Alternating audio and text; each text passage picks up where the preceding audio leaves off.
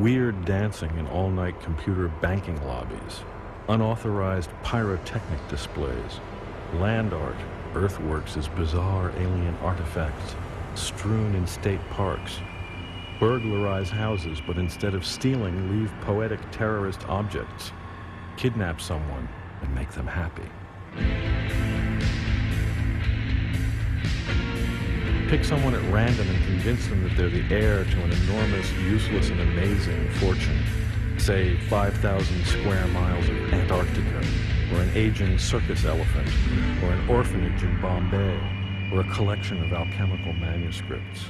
Later, they will come to realize that for a few moments they believed in something extraordinary, and will perhaps be driven as a result to seek out some more intense mode of existence.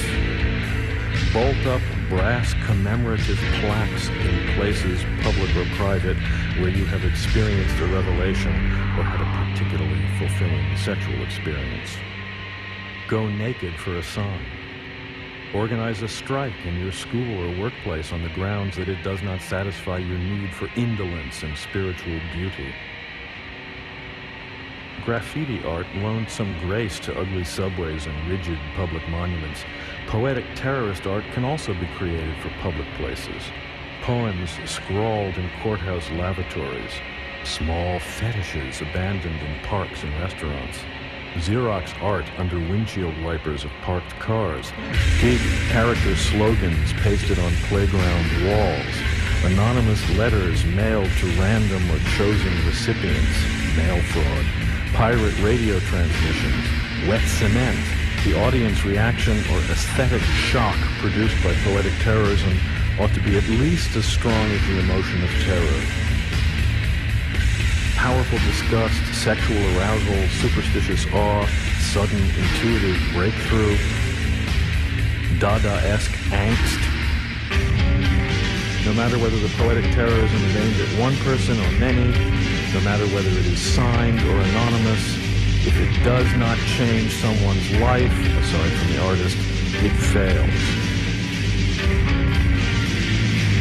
Poetic terrorism is an act in a theater of cruelty which has no stage, no rows of seats, no tickets, and no walls.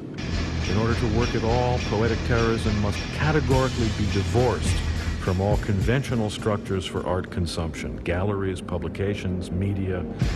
Even the guerrilla situationist tactics of street theater are perhaps too well known and expected now.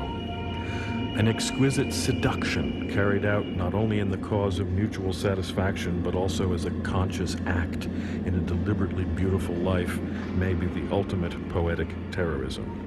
The poetic terrorist behaves like a confidence trickster whose aim is not money, but change.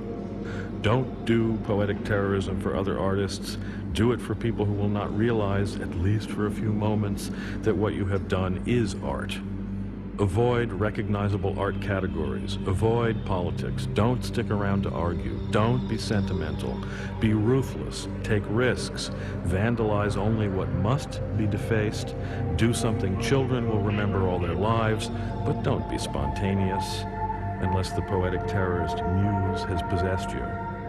Dress up. Leave a false name. Be legendary.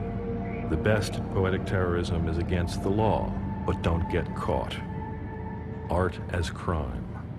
Crime as art.